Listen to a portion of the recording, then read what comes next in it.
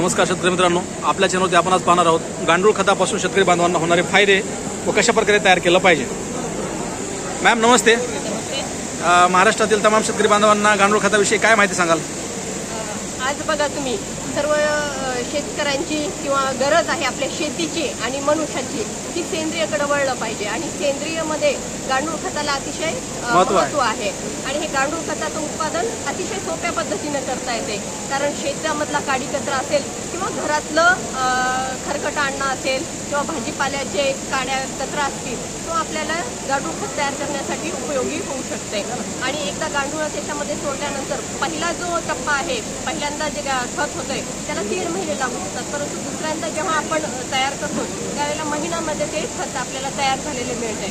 आणि शेतीसाठी आणि पोषण बागेसाठी जर याचा उपयोग केला तर आपल्याला सेंद्रिय अन्नधान्य त्या ठिकाणी मिळू शकते आणि शेतीवरचा खर्चही कमी करू शकतो, जेणेकरून रासायनिक खतावर खर्च करता होणारा खर्च आपण टाळू शकतो। तो पण टाळू शकतो। नक्कीच शेतीचा आणि माणसाचा आरोग्य त्याच्यामुळे चांगल्या पद्धतीने नक्कीच। धन्यवाद मॅम। अगदी त्याचप्रमाणे आपण केळीपासून दुसऱ्याही प्रकारचं उत्पन्न कसं घेऊ शकतो याची आपण मॅमकडून माहिती घेऊयात। मॅम नमस्ते, काय सांगाल शेतकरी बांधवांना केळीपासून? मी दुतराज मॅडम केळी संशोधन केंद्र येथे प्रभारी अधिकारी म्हणून कार्यरत आहे।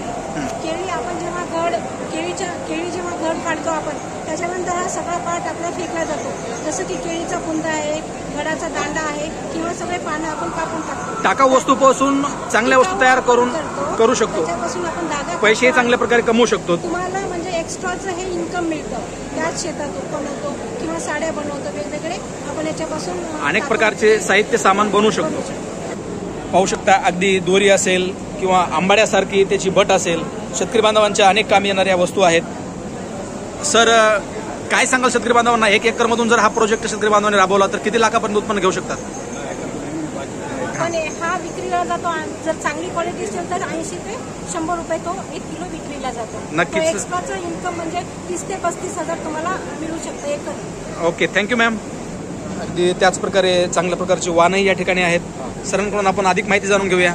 सर काय सांगाल शेतकरी बांधवांना महाराष्ट्रात? यावर्षी आम्ही भेंडीचा परभणी क्रांती सुपर परभणी क्रांती हा वाण नव्याने रिलीज केलेला आहे। त्याचं उत्पन्न 350 क्विंटल आहे। तसंच त्याच्यासोबत आम्ही मिरचीमध्ये